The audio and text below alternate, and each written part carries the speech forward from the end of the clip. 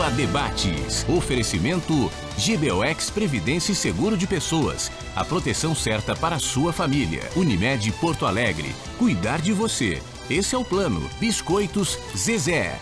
Carinho que vem de família. Igual ao Banricompras. Só outro Banricompras. E CMPC Celulose Rio Grandense. Nossa fibra.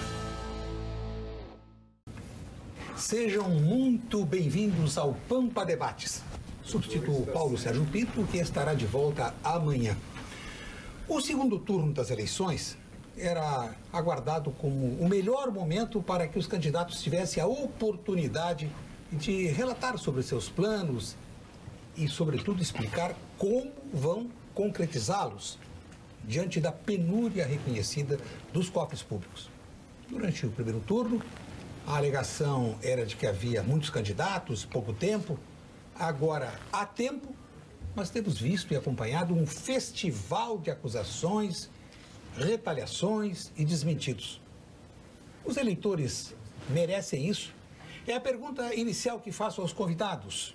O subprocurador-geral do Ministério Público do Estado do Rio Grande do Sul, Marcelo Dornelles, o deputado estadual Luiz Augusto Lara, da bancada do PTB, Partido Trabalhista Brasileiro, reeleito. Parabéns, deputado. Obrigado, Borja. O senhor está indo para o... É o sexto mandato. Sexto mandato. Nestor Haim. Bom estarmos aqui. Muito obrigado por ter comparecido. E o deputado estadual Edson Brum, integrante do MDB, Movimento Democrático Brasileiro, também reeleito, depois de uma longa caminhada. Quantos quilômetros o senhor fez durante essa campanha? Teve algum cálculo? Este ano, 75 mil quilômetros. 75. Mas cumprimento ambos os parlamentares pela reeleição, porque isso é uma reafirmação da qualidade do político. Ter um eleitorado fiel e nesse teste das urnas, tanto Lara como o Brum passaram com louvor. Então, parabéns. Os cumprimentos e que eles continuem prestando. E uma campanha bom serviço à vida pública. Muito difícil, muito complicada. Vamos tratar desse assunto ao longo do programa. Mas este clima de retaliação, eu tenho acompanhado, não só como cidadão, mas por dever profissional, os programas e os espaços que deveriam ser ocupados pela apresentação de projetos, sustentação, explicação da origem dos recursos para a realização dessas promessas, virou um festival de acusações. Isso é quase uma utopia, né? É nós querermos que os candidatos apresentem propostas. Ao longo da história brasileira, de debates políticos brasileiros, isso não aconteceu. Eu não me lembro a vez que isso aconteceu, Borja. Tu tem a memória maior do que a nossa aqui, mas a verdade é que acaba virando um ringue. Os candidatos a presidente e a governadores pelo Brasil afora, não estou dizendo só aqui, acabam muitas vezes, na linguagem do boxe, fazendo clinch, um se enrosca no outro para ver se aquilo se consegue manter os seus índices, e é uma pena, porque nós sempre clamamos por isso, por propostas, por mostrar como é que faz, da onde tira. E a dificuldade é sempre essa nessa altura do campeonato, de se conseguir propostas, até porque os tempos de televisão, mas principalmente os debates, não ajudam em nada nisso. O cara tem 30 segundos para perguntar e 1 minuto e meio para responder. Como é que tu responde em 1 minuto e meio o que tu vai fazer? Quer dizer, então virou na televisão, os debates principalmente, que eu acho que é onde o eleitor presta mais atenção no debate, virou muito mais horário comercial para os veículos de comunicação do que propriamente o cara poder lá e ter ali 10 minutos que seja para ele poder explanar, né? Então eu acho que é um apelo que se faz sempre, mas a dinâmica da eleição, a dinâmica de como ela é feita, e ela é feita pela televisão, para os majoritários é diferente para deputado estadual, federal, que vão ao encontro da população e viajam 8, 10 mil quilômetros por mês. Espera-se a televisão para candidatos à majoritária. E os tempos de televisão não ajudam também, né? Mas acho que... Também tem isso. Eu acho que esta campanha teve duas características que diferenciam. Primeiro, eu nunca tinha acompanhado uma campanha tão violenta. Em segundo lugar, a entrada das redes sociais, do WhatsApp. Antes de nós tratarmos especificamente dessa questão, eu perguntei ao deputado Lara sobre a reeleição. A sua foi, deputado... Indo para o quinto mandato. Indo para o quinto mandato, já tendo exercido a presidência da Assembleia Legislativa. O senhor é candidato agora à presidência? Não sou candidato à presidência, não. Mas eu acho que o senhor será... Chega de candidatura, Buriti. Chega, agora vamos trabalhar. Mas com a sua experiência, presidir o poder e eventualmente assumir o governo do Estado, não lhe apetece? Olha, eu não faço questão disso. Na verdade... nós estamos assim aguardando para ver como vai ficar esse quadro estadual e federal, para ver como é que nós vamos poder, né, fazer esse novo mandato onde eu tenho que dar o melhor de mim. E dará, certamente. Certamente. Várias manifestações. O senhor Eduardo Cloíra, de Porto Alegre, parabeniza a Rede Pampa pela existência e apresentação diária do Pampa Debates. Nestor Raino, eu argumento que esta campanha foi diferente porque ela entrou já numa temperatura muito alta e além da televisão referida pelo deputado Lara, a franquia das redes sociais, do WhatsApp e muitas notícias falsas. O Tribunal Superior Eleitoral tentou, de algum modo, mas nem conseguiu chegar perto da abordagem do que é um problema. Então, e agrego a uma formulação que fizesse anteriormente, se o eleitor merecia isso, sem dúvida que merece. Porque o eleitor é que conduziu essa situação. Então ele merece tudo o que está acontecendo, sem dúvida nenhuma. Tinha outras opções. Poderia não querer isso, não quis, ele queria isto. Não é? Mas acho que foi bem apanhado a questão das redes sociais. Elas são tão violentas o impacto da rede social que hoje já há livros escritos sobre isso, pessoas se reeducando para não atender o WhatsApp ao dirigir automóvel, as pessoas estão viciadas em redes sociais. E todos nós, isso apanhou a todos nessa voragem. E isso causou um efeito colateral, que ainda será mais estudado, que é o seguinte, que é o desinteresse pela televisão. As pessoas não querem mais ver o debate da televisão. As pessoas já se sentem informadas por esta via das redes sociais. E lhes basta a informação de mão única, que vem confortar a sua posição. Não há nem o contraditório. Então, isso pautou essas eleições vão ocorrer muito sob a égide disso, sem falar que essa não é uma questão que está se elegendo um competente ou um incompetente. Essa eleição é uma desforra, essa eleição é uma vendetta, essa eleição é para ambos os polos envolvidos nela, um negócio que infirma completamente um lado e outro. Não se está ganhando uma eleição, está se fazendo uma revolução. Então, isso haverá de cobrar no espaço futuro o seu preço e haverá de ter alguém que estabeleça uma concórdia razoável para que o país possa funcionar. Então, acho que as eleições estão balizadas por estes fatores que nós estamos, imagino, que aqui quem, por exemplo, está em cargo político tem condição até de examinar isso com mais profundidade, mais acuidade, porque contatam com muitas pessoas e podem perceber talvez isso ou não perceber. A propósito desse assunto, na coluna que publico, com muito prazer e com muita honra, no portal do Jornal do Sul e no Jornal do Sul, na versão PDF, eu escrevo hoje que a Câmara dos Deputados e o Senado poderão escolher entre dois caminhos a partir de 2019. O primeiro é mais fácil, é jogar lenha na fogueira. Dará visibilidade a parlamentares que gostam de fomentar conflitos. E o segundo será o da transformação das casas legislativas em poder de moderação diante de posições tão extremadas como nós estamos verificando nas campanhas. Não significa neutralidade, não, mas uma espécie de mecanismo suprapartidário de absorção dos atritos que surgirão. Até porque o radicalismo e a intransigência levaram o país ao que já conhecemos. E quem paga a conta, quem paga o pato nesta briga entre o Mário Rochedo e o Marisco, quer dizer, a população. Atende a interesses pessoais, projetos políticos e a população fica à margem. Essa também é a sua impressão, doutor Marcelo? É uma satisfação te rever aqui, Burt.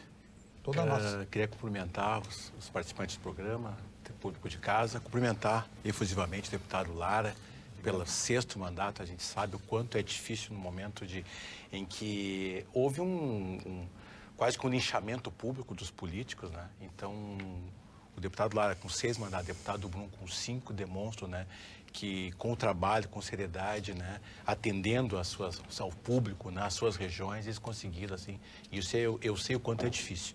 Acompanho os dois, pelo menos nos últimos 3 mandatos. O Lara já foi presidente da Comissão de Finanças mais de uma vez.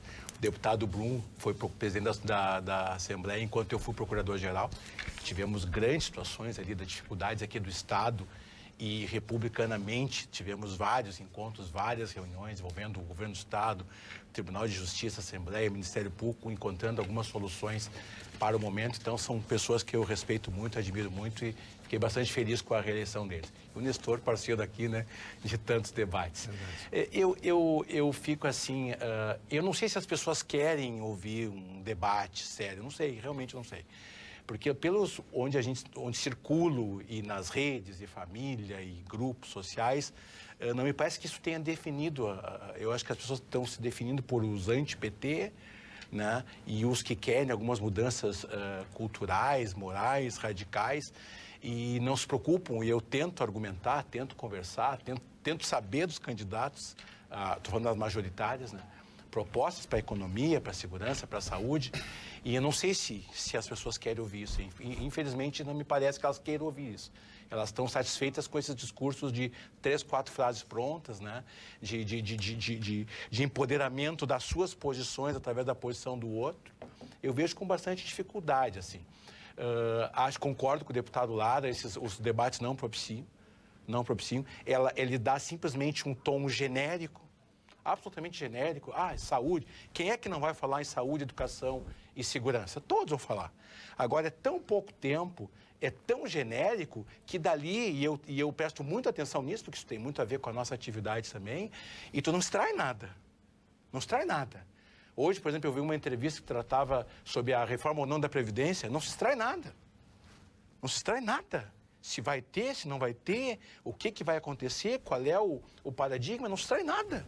Sabe? Então, realmente, eu vejo com muita dificuldade o que a gente sempre espera, que dessas eleições, que surjam ao lado, a parceria, pessoas que tenham projetos, assim, que sejam execuíveis. E acho, assim, que o parlamento colocasse bem, ele vai ter que exercer a função de moderador, porque não parece, assim, que nenhum dos candidatos, falando da presidência da República, tenham condições de sentar e pacificar, porque ele vai negar todo o seu discurso, negar toda a sua história que o levou a ser presidente. Então, acho que o parlamento vai ter um papel fundamental de tentar mediar, tentar moderar, tentar construir e tentar unir e pacificar o país. Porque radicalismo, isso eu disse muitas vezes aqui, várias que tive aqui, o radicalismo nunca serviu a nada, sabe? E quanto mais radicalismo de um lado, mais do outro, as questões vão se acirrando e não se encontra exatamente o que é o papel fundamental da política, que é a construção de caminhos, o meio termo, o avanço nessas áreas. Sabor irresistível e qualidade que vão te surpreender. Experimente as linguiças e salsichões dos alimentos Castro, disponível em toda a rede Zafari. Qualidade desde 1960. Eu enfatizo o que disse o doutor Marcelo Dornelles sobre o papel, o comportamento que o Congresso Nacional deve ter, até porque o presidente não governa se não tiver um entendimento, nem precisa ter maioria, mas um entendimento com o Congresso. Não governa. O governo Temer consegue governar, mesmo que teoricamente? Não aprovou nada. Então, e as questões fundamentais, lamentavelmente, Nestor, não entra. Eu vou recorrer a um outro registro de uma nota que fiz na coluna do portal e do Jornal do Sul. A partir da segunda quinzena de outubro de 1994, como ocorre todos os anos no Congresso Nacional, o orçamento federal do ano seguinte começou a ser analisado. E a previsão do déficit do orçamento federal de 1995 era de 10 bilhões de reais. Qual é o déficit desse ano? Vai ficar em torno de 160 bilhões. O Bruno já vai falar mais sobre isso. Talvez possa... Tu acha que tem condição de acontecer o que aconteceu lá no Império do Mal, quando o Bernie Sanders levou uma rasteira da Hillary Clinton, e ele, um negócio um pouco ortodoxo, mas quando chegou a hora de apoiar a candidatura, ele apoiou. E quando o McCain, que faleceu, desafeto do presidente Trump, que não deixou sequer o Trump no enterro dele, perguntaram para ele sobre o Obama, ele disse assim: o Obama antes era meu adversário, agora é meu presidente. Tu acha que tem possibilidade de acontecer isso aqui? Pois é. O Bruno vai responder. Eu queria falar desde o início aqui sobre a falta de debate, a falta de condição. Eu e o Lara, que fomos reeleitos deputados estaduais, falamos 3 ou 4 vezes no horário político. 15 segundos. Eu tinha uma vinheta de 5 segundos, inclusive. No momento que a gente mais precisa falar para que o eleitor faça a avaliação sobre o nosso mandato ou dos novos, aquilo que pensam e vão fazer, porque não dá para trocar por trocar. Nós temos exemplo de Porto Alegre. Vamos trocar, e tá aí a porcaria que está a administração de Porto Alegre. Então, e aí tu tem que ter a oportunidade de falar. E aí, esta lei eleitoral amordaçou a imprensa e os políticos. Porque a gente não podia vir num programa político. Falar para o cidadão conhecer o que eu penso disso, qual é a minha posição daquilo, a reforma da Previdência, o caixa do Estado, o que cada um na sua discutir. Não, eu vou defender mais esse setor ou mais aquele. Nós não tivemos oportunidade. Tu não podia chegar perto de uma rádio. Os jornais, tu ia dar uma entrevista, no jornal era aquilo, mas aí vem o outro candidato, vem o deputado, então se fecharam todo mundo. Por quê? E aí vem a origem da culpa. O Congresso Nacional que fez a legislação. Fez uma lei, uma campanha de 45 dias, que para deputado estadual, deputado federal, senador, governador, presidente da República, o espaço é muito curto, na minha opinião. Muito curto. Com os espaços de TV e rádio, que só no programa eleitoral. Quer dizer, quando tu tem 500 emissoras no estado do Rio Grande do Sul, não poder falar nas emissoras, porque senão a multa... Então, a legislação saiu errada, na minha opinião. Ela foi feita para favorecer quem estava. É a minha opinião. E eles fizeram pensando nisso. Pensando nisso, mas levaram... o eleitor soube fazer exemplo é a Assembleia. Troca 28 novos deputados a partir de 30 de janeiro. 28 de 55 deputados, mais de 50% está trocando. A maioria. A grande maioria. E não sei se troca para melhor ou para pior. Eu tenho colegas que foram eleitos agora junto, mas que eu não sei se sentar aqui, não sei quem são. Mas por quê? Porque eu também não tive a oportunidade de conhecê-los. Num debate político, numa TV, no rádio. Então isso acaba dificultando para a sociedade escolher melhor.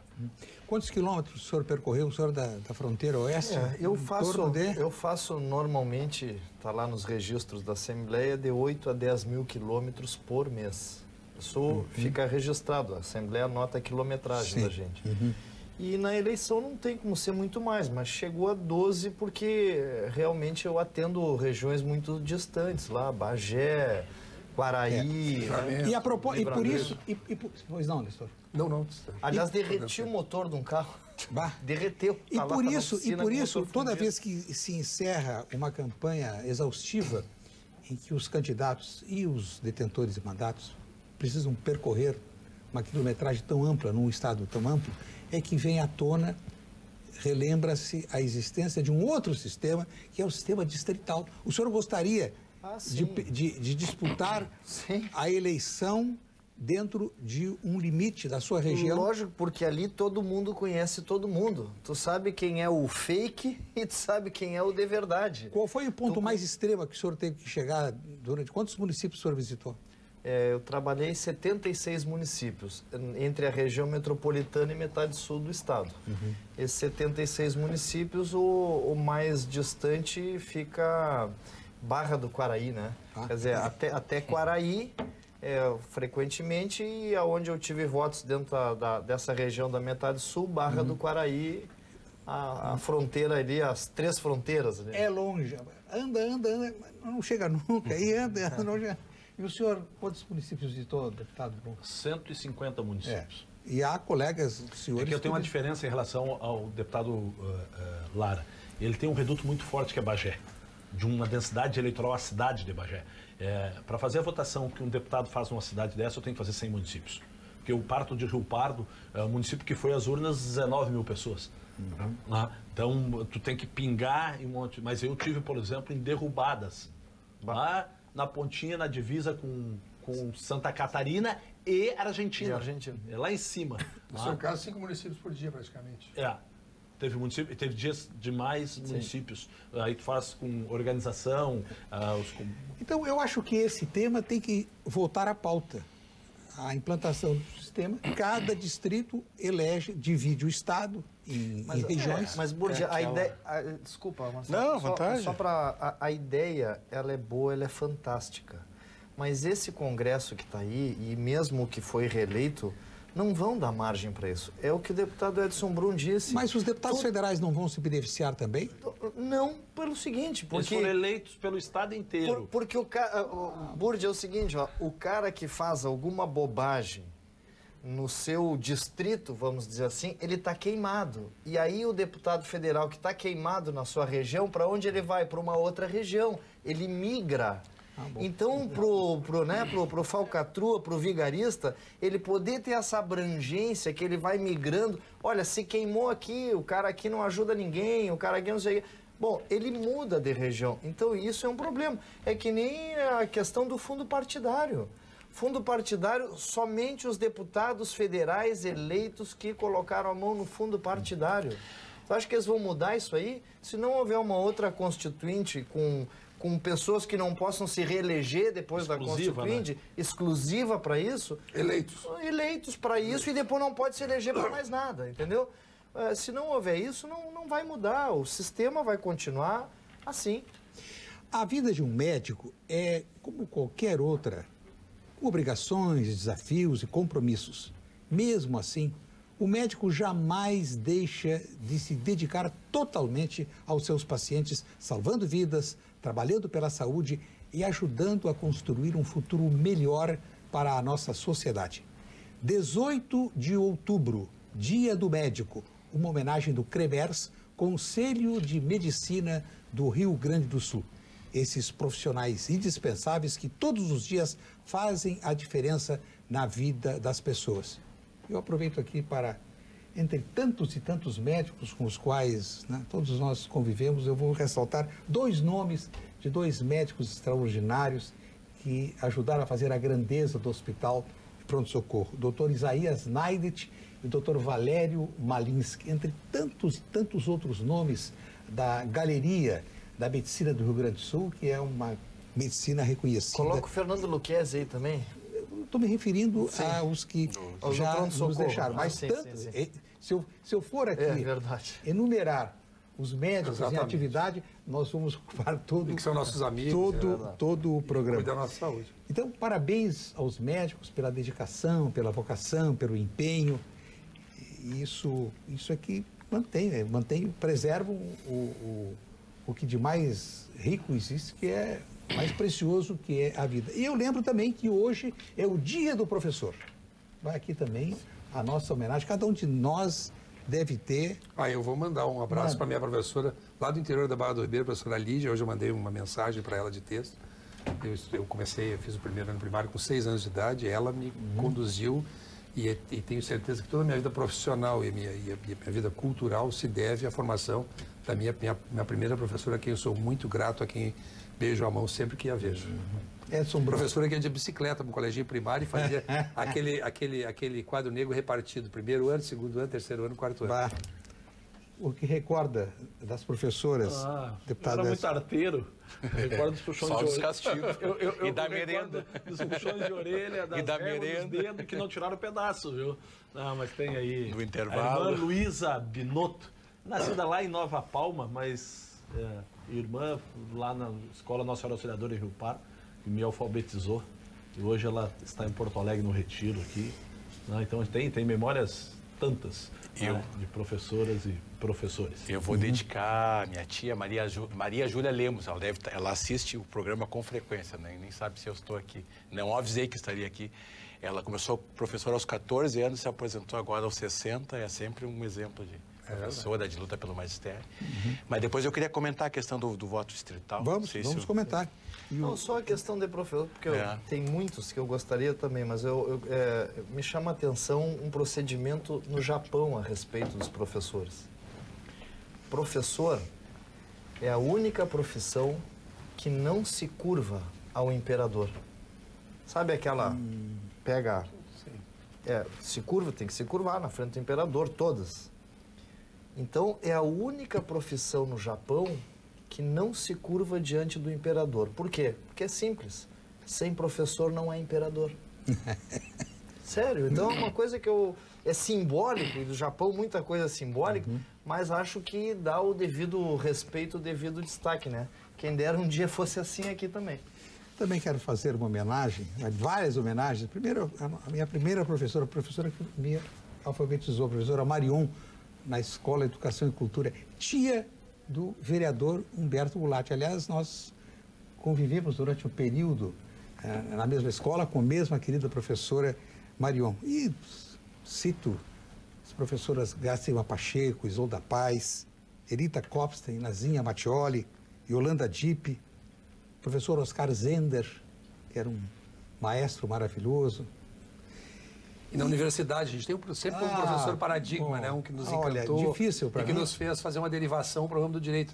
Eu, no caso, era o Vicente Cisneros, ele é meu professor de direito agrário, e a minha tendência profissional acabou sendo essa por função de influência de um professor magnífico, né? Então a gente eu tive a oportunidade tocante de conviver. Eu tenho uma história com o Paulo Olímpio, que Sim, nosso amigo, que foi meu professor também. Eu escrevi, quando eu fui presidente da associação, eu escrevi no nosso jornal lá, ele ficou bastante emocionado, ele e a Tânia, esposa, porque eu também, eu fui aluno dele na PUC, no Direito, e eu dizia, eu não sei o que é o Ministério Público, mas eu quero ser igual a ele.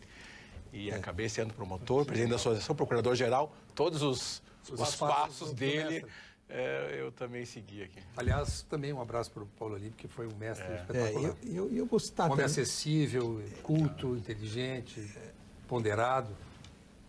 E eu vou citar também alguns professores do tempo em que eles não davam aula, eles davam conferências. Os professores João Leitão de Abreu, José Nery da Silveira, Paulo Brossard, Arno Schilling, o professor Rui Cerny Lima, Armando Câmara, professores Lélio Candiota Campos, extraordinários, professores extraordinários. Vou homenagear o professor da minha seleção de futebol, da seleção uruguaia, porque eu não torço pelo Brasil, torço pelo Uruguai, o professor Tavares, que sabe que lá na seleção uruguaia os jogadores não podem entrar com celular. E eles fazem sempre no início de cada trabalho, eles fazem um assado com porteiros, com guardas, com todos com os jogadores. Isso é um ensinamento do mestre Tavares. Por isso a minha seleção. Ou vocês acham que eu vou torcer para esses enfeitados aí que chegam de Ferrari, amanhã tu está de jato e tal? Então amanhã tu está tranquilo. Doutor Marcelo, voltamos à questão da hipótese de o Brasil vir adotar o voto distrital, para que os candidatos e os deputados já exercendo mandatos não tenham que percorrer largas extensões de um estado. Não, como o programa é debate, né, eu ouso discordar, assim. Eu acho que cada vez mais o parlamentar, seja estadual, seja federal, ele tem que olhar e se comprometer com o todo, sabe? Então, essa de puxar para a região, a gente nota, assim, quando... Isso no passado foi interessante, então hoje se vê aquelas regiões que têm um candidato, um parlamentar que é identificado com ela acaba tendo mais vantagem do que outra, né? E isso eu não sei se isso é bom para o Estado como um todo, falando do Estado ou até mesmo da União. Nós vimos assim que trabalhando com gestão, e não se pode mais trabalhar sem gestão, essa influência política da região, ela acaba sendo ruim para o enfrentamento do todo. Isso a gente vê em tudo, né? Então, por exemplo, o posto de saúde na cidade tal, o maior número de policiais na cidade tal, o quartel na cidade tal, e tudo por influência política, quando, na verdade, não necessariamente aquela cidade estaria como prioridade em termos de saúde, em termos de segurança, daquela forma, e isso acaba atrapalhando a gestão, o olhar sobre o todo. Eu cheguei a pensar, durante um largo tempo, eu advoguei essa causa, achando que o voto distrital determinaria a criação, a existência de um deputado na função de vereador. O que eu acho que a Alemanha é distrital misto. O que eu entendi aqui um pouco do doutor...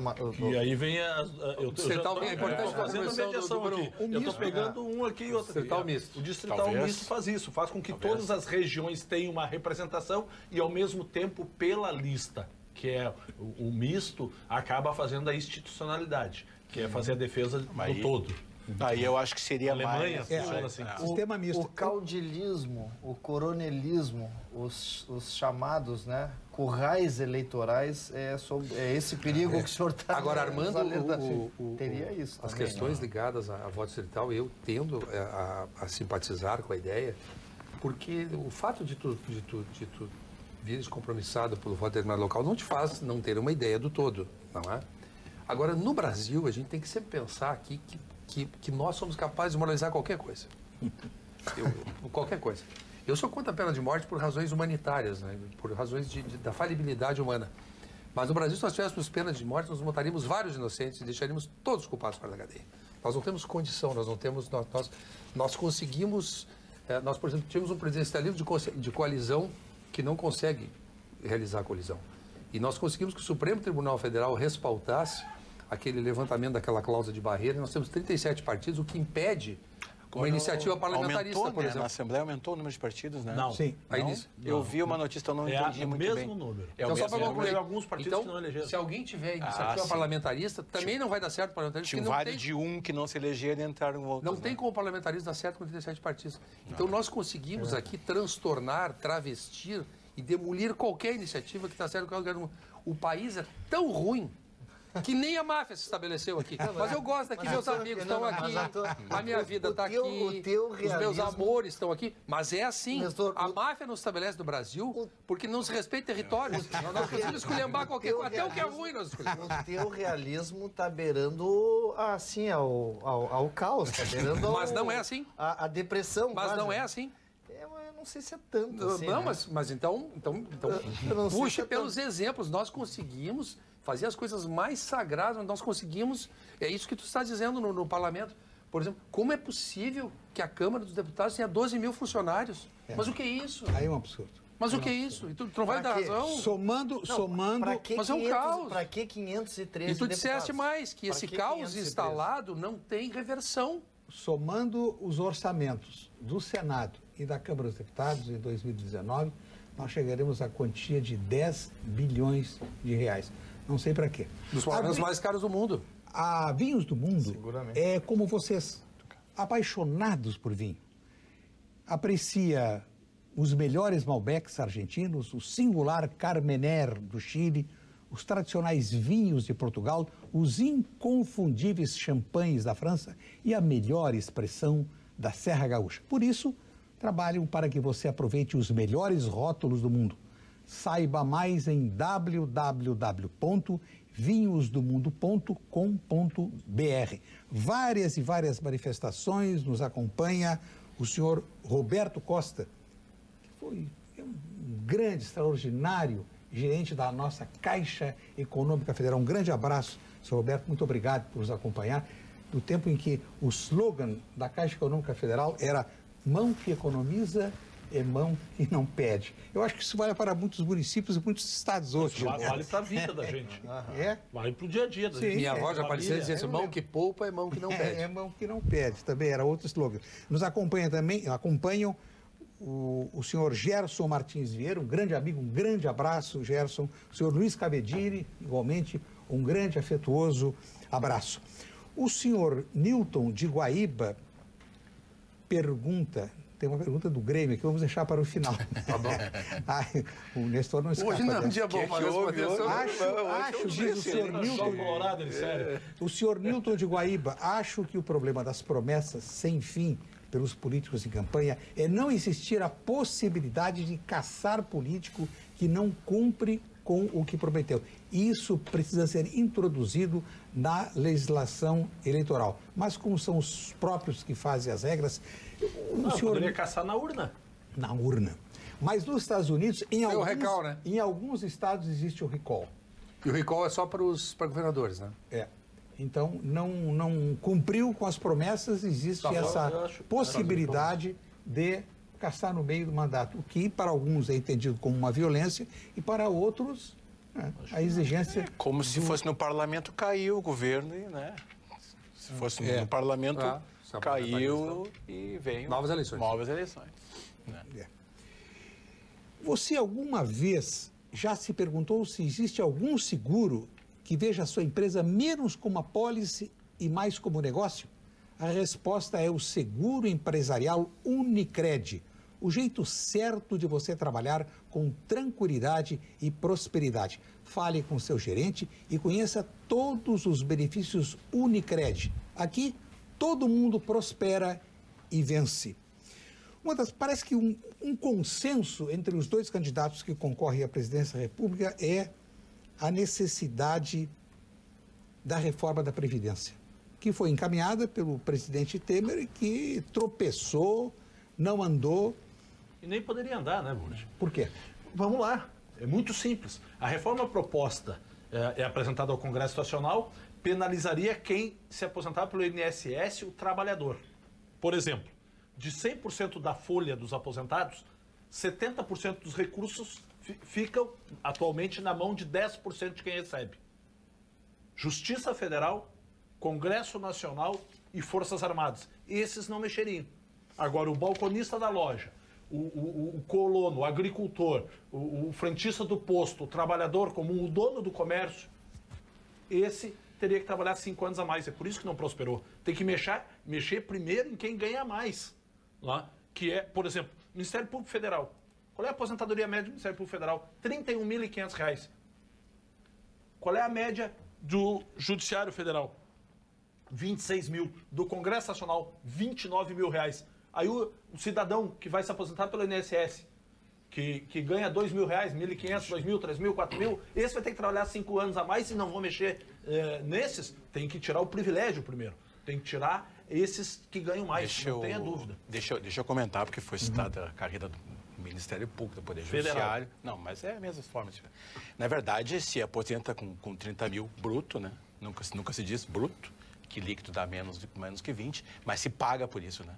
Se paga por isso. Então, nós contribuímos no valor elevado, que no cálculo atuarial, cada um paga a sua aposentadoria. Então, nós não damos prejuízo à Previdência. Qual é o percentual arrecadado hoje para a Previdência aqui no Estado, doutor? Isso eu não sei. Isso eu não sei. Não, mas eu só quero... o percentual dos nosso, na Previdência, é 14%. 14% é descontado em folha. Então, os servidores públicos, aí todos eles, não pagar. Ele é descontado em folha e os 14% que eu pago e todos os meus colegas de juízes, etc., mês a mês, eles pagam a nossa aposentadoria. Então, isso não é... E outra coisa, já na reforma anterior, já as carreiras novas que entraram a partir de 2012, se não me engano, 2012, eles já não se aposentam mais com integralidade, desde 2012, eles se aposentam no mesmo teto do INSS pela Previdência Pública e depois tem que ter uma complementar privada, se tiver interesse. Esse buraco foi construído também, eu lembro que havia uma época em que, pelo quinto, por exemplo, nós ingressávamos, 5 anos no tribunal, aposentadoria integral. Juízes classistas, a mesma questão. E acho que há um olhar da população, não quero nem me incomodar, porque eu advogo ainda, tenho que advogar, tenho que trabalhar, né? Mas é pela série de penduricalhos, férias de 60 dias, ninguém explica que alguém tem férias de 60 dias. Isso eu duvido que um ser humano normal explica 60 dias de férias. Ninguém merece 60 dias de férias. Ou mereceria o cara que está com uma britadeira lá no asfalto quente. Então, isso é uma coisa que ninguém... Então, essas coisas é que acabam criando toda uma série de distorções que criam esse fermento de mal-estar em geral, assim, né? Senhor José Costa, o doutor Nestor Heim representa. Por que vocês acham que não existe terrorismo no Brasil? Se os terroristas viessem para cá, se vierem para cá, vão ver rapidinho como se desmoraliza o terrorismo. Senhor José Costa, felizmente não temos esse problema. A forma para acabar com o terrorismo é trazer. Eu falar uma coisa interessante. Eu tenho um projeto de lei e fui discuti-lo e a fundo sobre a obrigatoriedade de ter segurança nas agências bancárias, 24 horas. E aí fui convidado a conhecer o sistema de segurança dos bancos, fui a São Paulo. e me chamou a atenção algumas coisas. Primeiro, caixa eletrônico de aço só no Brasil. Caixa eletrônico de aço só no Brasil. Sabe por quê? Nos outros países é plástico. Ué? Não tem problema. Outra coisa, que aí a bandidagem se atualiza muito. Foi criado um gás que estão assaltando e aí esse gás sai, paralisa por 40 segundos a pessoa. Isso já tem bancos aí privados aplicando bastante isso. Tá? Só que agora os bandidos começaram a... Não, para ver qual é o buraquinho que sai, eles... O spray, aquele que dá um isopor. Não, então, Sela o buraco. Meu irmão, é o que o... Mas é o que eu estou dizendo, não tem aqui. O telespectador falou. Se usasse inventividade para trabalhar... Se usasse mas qualquer coisa que usasse para o bem... Os caras falam, o que funciona em outros lugares não funciona. Essa é a minha tese. Não funciona aqui, não funciona, não adianta. O professor Anderson nos manda aqui um relato. Só um professor com a paixão pelo ensino pode fazer. Discorre longamente sobre educação, sobre ensino e conclui dizendo: temos que criar uma geração com conhecimento de fato. Vamos parar de tratar os jovens estudantes como coitadinhos, como a esquerda trata, pois se continuarmos assim, não teremos um povo com virtude. Forte abraço, professor Anderson. E a propósito de educação, eu lembro uma frase do professor Derek Bock, que é catedrático da Universidade de Harvard. Ele diz: se você acha que educação é cara, experimente a ignorância. Vamos agora ao quadro Saúde com a doutora Daniela Cornélio. Boa noite, eu sou a doutora Daniela Cornélio, mastologista do Instituto de Oncologia Kaplan, e hoje nós vamos falar sobre o câncer de colo de útero. O câncer de colo de útero é um dos poucos tumores que pode ser virtualmente evitado. Ele se desenvolve a partir de alterações no colo do útero promovidas pelo vírus HPV. É importante dizer que a maioria das mulheres irá entrar em contato com este vírus em algum momento da sua vida. Porém, em grande parte das vezes existe uma regressão espontânea e apenas um pequeno número de casos essa infecção pode persistir e desenvolver então lesões que podem evoluir para um câncer após muitos anos, caso não sejam tratadas adequadamente. E como se faz para prevenir? As mulheres sexualmente ativas, elas devem fazer exames de rastreamento de rotina através do Papa Nicolau ou teste de HPV. E muito importante, as meninas que ainda não iniciaram atividade sexual, elas devem ser vacinadas para o HPV. Inclusive, a vacina está disponível na rede pública gratuitamente. Muito obrigado, doutora. Vou perguntar aos nobres deputados, com essa nova composição, renovação de 52%, como é que desenham esse primeiro ano, independente de quem venha a ser eleito governador, o governo do Estado começa a executar o seu orçamento com déficit de 7 bilhões e 400 milhões de reais. É o rombo, 7,4 bilhões. Como administrar esse Estado? Bom, então... Primeiro, já aproveitar para dizer que hoje encerra o prazo de emendas ao orçamento. Eu presido a Comissão de Finanças, né? Planejamento, Fiscalização e Controle. Então, hoje às 18h30, agora, encerrou. Então, Desculpa me perguntar, adianta encaminhar uma emenda requisitando um pontilhão, um posto de saúde, ampliação da escola? Talvez o pontilhão, o posto de saúde, eu não sei, mas o orçamento, cada emenda que é apresentada, sim, ela não, hoje não pode ser mais uma emenda que veio do nada, tem que tirar de algum lugar e colocar no outro. Na realidade, é transpor de algum setor transferência para outro. Então, por exemplo, tu tem recurso... Mais para segurança, mais para transportes. Tu tem recurso para comunicação, por exemplo, para propaganda, para divulgação. Lá no gabinete do governador tem 20 milhões, um exemplo. Pode pegar 5 milhões dali e passar para a área da segurança. Tu pode remanejar. As emendas orçamentárias hoje, elas fazem o remanejo. Elas não criam dinheiro novo, até porque é um déficit. Só que esse déficit, que já vem diminuindo bastante, ele vem diminuindo. Ele é um déficit, né, que ele é histórico. Na época do governador Rigoto, o déficit era em torno de 3 bilhões de reais. Bom, se tu pegar de 10 anos para trás, né? 10 anos para trás, 12 anos atrás, para agora, 3 bilhões são 7 bilhões. Então, acho que quem entrar para governar, vai entrar para governar, primeiro, com uma maioria na Assembleia. Acho que vai ter maioria na Assembleia, seja quem for o governador. E acho que vai ter que fazer ajustes, né? Alguns ajustes que serão vendas, privatizações, e outros que serão ajustes na base da parceria público-privada. Porque o Estado perdeu a capacidade de fazer investimentos, mas a iniciativa privada tem essa capacidade de fazer investimentos. Eu acho que vai ser por aí o gerenciamento das contas públicas, abrir o Estado para parcerias públicos-privados. Por exemplo, na questão das estradas. Questão das estradas, né, nós já poderíamos ter feito, e acho que houve um retrocesso. Será uma das primeiras medidas nas questões das estradas, parceria, concessão das estradas do Estado. Agora que barbeiragem. Parece que esse termo não está sendo muito usado, mas precisa tirar do... Por falar em estrada, né? Freeway. Por falar em estrada. Não, mas não é isso, a IGR foi uma barbeiragem. Piorou a qualidade do serviço das estradas, nós não temos estradas e estamos pagando pedágio. Mas a pior... IGR. Mas era a melhor rodovia do país e virou um caco, um festival de buracos, porque um burocrata da agência de regulação lá em Brasília esqueceu, botou na gaveta, já passou o prato. Mas isso é um absurdo.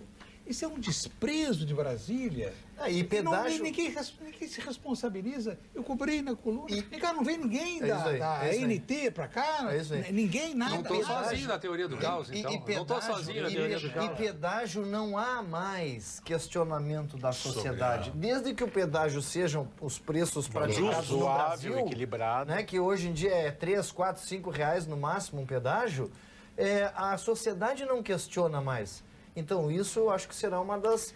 Porque Daer não vai continuar fazendo estrada. O próprio DENIT tem dificuldade de manutenção das estradas. Tem dificuldade de manutenção das estradas. É isso aí. Mas vai o que eu falei no início, né, Burdi? A cobrança é sempre da autoridade estadual, porque ela está aqui. Né? O senhor Daltro Quadros pergunta, qual a aposentadoria dos nossos deputados estaduais? É integral? Quanto contribuem? Não, deputado... INSS, eu vou me aposentar. Eu também. INSS. Com 35 anos, INSS. 35 anos de trabalho e 65 anos de idade. Quando tiver isso, é o teto do INSS. Me permite esclarecer, porque é muito cobrado isso nas campanhas. Sim. E falam muita bobagem. O deputado estadual se aposenta pelo INSS com 35 anos de serviço. Eu tenho 35 anos e meio de contribuição previdenciária.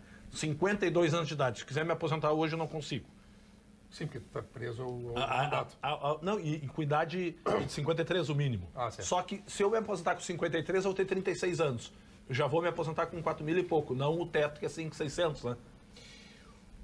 É que permanece na memória. É diferente de deputado federal, né? Pois eu ia dizer, deputado estadual não tem auxílio moradia. Deputado estadual não tem auxílio moradia, deputado estadual não tem a aposentadoria com 4 mandatos, como muitos mentem aí. E na campanha usaram muito. Eu vi panfleto de deputado estadual dizendo que ia terminar com isto, que não ia pegar o carro da Assembleia. A Assembleia não dá carro para os parlamentares. É só o presidente da casa e o primeiro secretário que tem direito. É que até alguns anos, eu imagino que até 10 anos atrás, havia o pagamento integral. Isso caiu...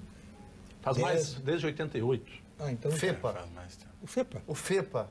Mas ainda permanecia um resquício fundo dos deputados estaduais. É um fundo, uma espécie de previdência privada. Uma espécie de previdência privada que lá na década de 90, início da década de 90... Gostaria de parabenizar o deputado Lara pela sua expressiva votação. O senhor é a nossa esperança para combater a corrupção. Obrigado. Senhora Eunice Borba de Guaíba. Aproveito para mandar um grande abraço ao nosso estimado amigo prefeito Speroto de Guaíba. Guaíba, berço da Revolução Farroupilha, uma cidade maravilhosa, encantadora. Ainda estive lá. Está lá ainda a casa lá a casa Gomes Jardim. A árvore, Gomes Jardim, a árvore está lá. Gomes Jardim. E é uma cidade pacífica, uma cidade tranquila, contrastando com tudo quanto nós vemos e vivemos aqui em Porto Alegre. Então, um abraço pela administração exitosa que o prefeito Speroto faz em Guaíba. Parabéns. Parabéns ao prefeito e muito obrigado pela confiança. Vamos ver mais inúmeras manifestações.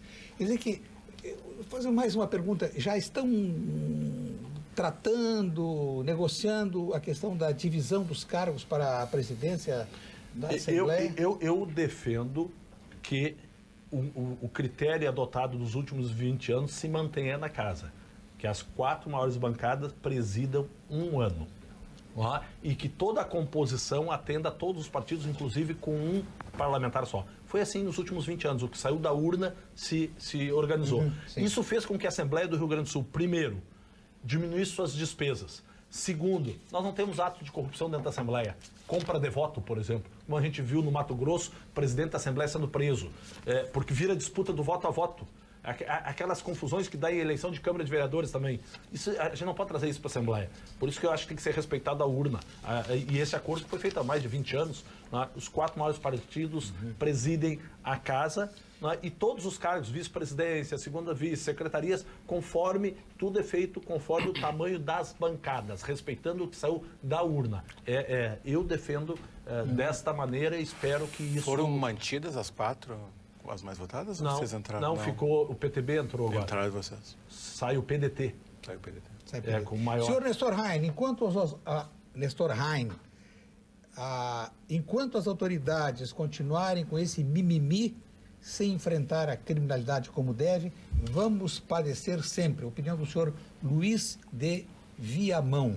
Esse tema está no programa dos 2 candidatos que chegaram agora à fase final das eleições como uma grande preocupação. E quando se ausculta o povo brasileiro em geral, esta é uma das preocupações chave em tudo isso que está se discutindo aí. Mas como vocês todos aqui aprofundaram essa questão, não há tempo para debater quais as medidas que poderiam fazer com que isso não recrudesça ou não continue nesse galope incessante que é a questão da violência no país. Me permite sobre esse tema. A falta de hierarquia, a falta de respeito dentro da família, o fortalecimento da família, a falta de fortalecimento da família faz com que a desestruturação disso tudo resulte no uso de droga e no aumento de violência. A questão de segurança passa por dentro das nossas casas, na conversação com os filhos, na conversação com a família. Eu acho que é importante, a gente não vai ser um governador ou outro, um presidente da República ou outro que vai resolver isso. Começa por dentro de casa. E as anormalidades chegaram à área do Dr. Marcelo, né? Se nós tivéssemos, nós temos já um Código Penal que, para mim, é suficientemente punidor das situações a que ele se debruçou. Qual é o grande problema? Quando chegamos na lei de execuções penais, começou a mitigação, aí ninguém mais sabe o que vai acontecer com quem delinque. Eu acho que é um problema que esbarra o Ministério Público. O senhor conhece com mais acuidade. Eu quero concordar com os dois. Né? Eu falo, semana passada teve uma grande operação que o Ministério Público participou junto, inclusive eu vou dar em primeira mão aqui. Saiu hoje a prisão dos advogados das quadrilhas aqui. Eu vi. Saiu hoje, um já foi inclusive preso agora, efetivamente preso. Se tem tentado enfrentar o crime organizado aqui e uma integração bastante produtiva do Ministério Público, as polícias civil, brigada militar, porque desde que eu comecei a trabalhar na outra vez como subinstitucional, nós temos que trabalhar integrados.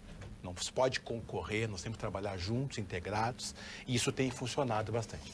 Agora, o que acontece aqui? O foco do problema é o sistema prisional. Então, não adianta. Por isso que eu digo assim, eu fico vendo as campanhas, mais polícia, sistema prisional. Eu posso dobrar o número de policiais na rua. Sabe o que é que eles vão prender? Os presos. Eles prendem os mesmos. Então, o problema não se chama falta de policiamento, se chama sistema prisional. Nós temos que trabalhar com a construção de vagas de uma forma urgente, urgentíssima, emergente, criar vagas no sistema prisional. E a outra questão, Bruno... Isso é curativa, né? Tem que ser preventiva, porque eu entro na questão da família. Não, e aí eu ia dizer no comércio de drogas se não tiver usuário. Mas eu falei na quinta, em vários organismos de imprensa, tem uma coisa assim, qual é a droga que se produz no Brasil? Nenhuma. Nenhuma droga se produz no Brasil. Você entra de fora. Aí que está. Quase toda a totalidade da maconha do mundo é produzida no Paraguai. Imagina. E quase a totalidade da cocaína do mundo é produzida na Bolívia e na Colômbia. Entendeu? Qual é o problema aqui? Se não se produz, A droga entra aqui, o problema é de fronteira. Eu sei que é gigantesca, eu sei que o país é continental, mas o foco da segurança, por isso, Bruno, a primeira política nacional de segurança foi feita agora. E tu não pode trabalhar cobrando da autoridade estadual um problema que é nacional. Porque depois que a droga entrou aqui, eles se matam. Eles se matam pelo território. E aí vem a questão que tu colocaste. O usuário. Por que se vende tanta droga? Por que eles têm tanto poder? Porque tem muita gente usando droga. Mas o senhor deu uma pista. E talvez se nós conseguíssemos fazer as duas coisas. A prevenção se daria de forma mais efetiva se nós impedíssemos a entrada da droga. Aí que tá. Ali nós teríamos... E outra coisa, né? Nós temos países aí que se aliaram ao narcotráfico. A Venezuela é um deles. A Venezuela se aliou. Mas a Bolívia, o narcotráfico é institucionalizado. Aí que tá. Agora, próximos, os Estados Unidos, socialistas, que dizem o seguinte: para destruir o império vale qualquer coisa. Deixar os aviões passar. Mas aí que tá. Sabe qual é a grande questão? Tem documento sobre isso aí. Tu não, assim, ó, claro que é difícil ser diplomata, etc. Mas por que tu vai manter relações comerciais com um país que tá... que o principal problema do nosso país é segurança?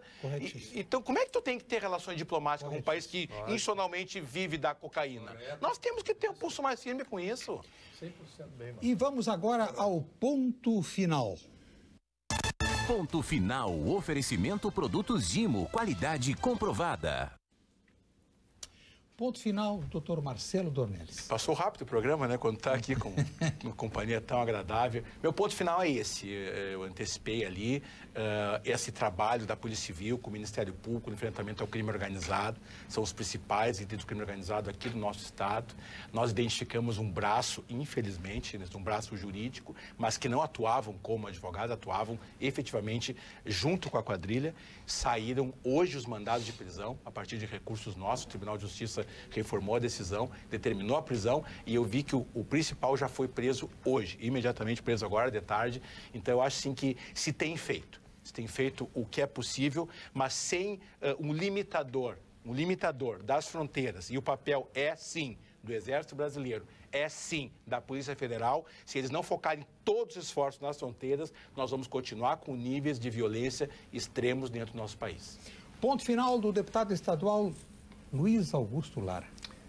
Olha, eu vou aproveitar esse momento para fazer um agradecimento às milhares de pessoas aqui da região metropolitana, da metade sul, que confiaram no meu trabalho, que acreditaram, né, a ponto de fazer com que aumentasse a minha votação em relação à última eleição. Podem ter certeza que eu vou dar o melhor de mim nesse mandato que começa nesse próximo ano, mas para mim já começou. Então, muito obrigado, contem sempre comigo e até hoje nunca envergonhei os meus amigos, os meus eleitores, e assim continuará sendo. Muito obrigado. Ponto final do doutor Nestor Heim. Reforço a minha homenagem a quem se dedica aos professores e às professoras.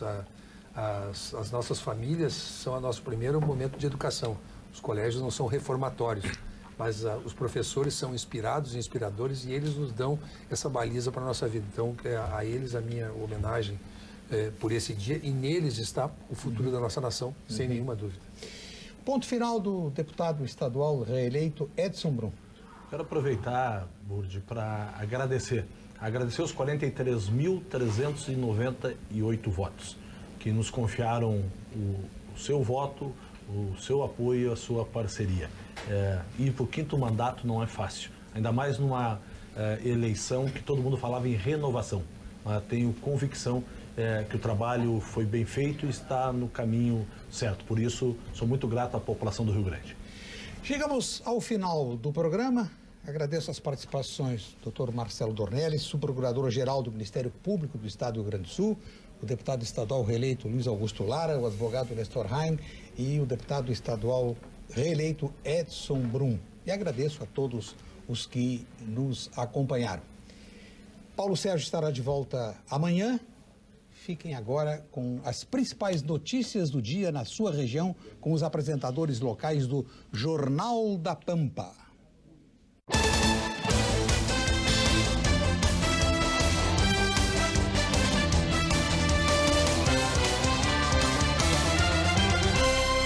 Pampa Debates. Oferecimento GBOX Previdência e Seguro de Pessoas. A proteção certa para a sua família. Unimed Porto Alegre. Cuidar de você. Esse é o plano. Biscoitos Zezé. Carinho que vem de família. Igual ao Banricompras. Só outro Banricompras. E CMPC Celulose Rio Grandense. Nossa fibra.